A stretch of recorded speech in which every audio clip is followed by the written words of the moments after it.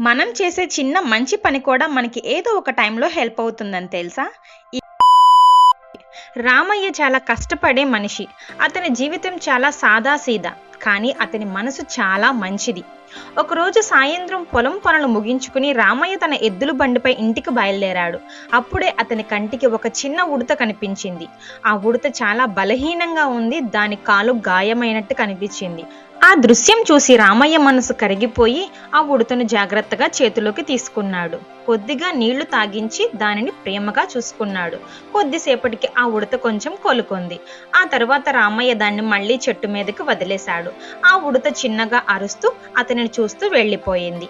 కొన్ని రోజుల తర్వాత రామయ్య మళ్ళీ తన పొలంలో పని చేసుకుంటున్నాడు. అప్పుడే అదే ఉడత మళ్ళీ వచ్చింది. ఈసారి అది భయపడలేదు. నేరుగా రామయ్య దగ్గరికి వచ్చింది.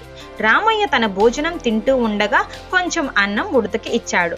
ఆ ఉడత చాలా ఆనందంగా తింది. ఆ రోజు నుంచి ప్రతిరోజు అది రామయ్య దగ్గరికి రావటం మొదలుపెట్టింది.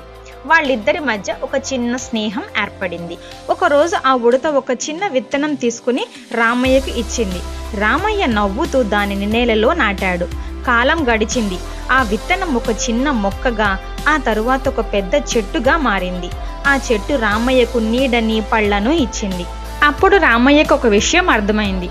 మనం చేసిన చిన్న మంచి పని కూడా ఎప్పుడో ఒకరోజు మనకే తిరిగి వస్తుంది. మనసుతో చేసిన సహాయం ఎప్పటికీ వృధా కాదు.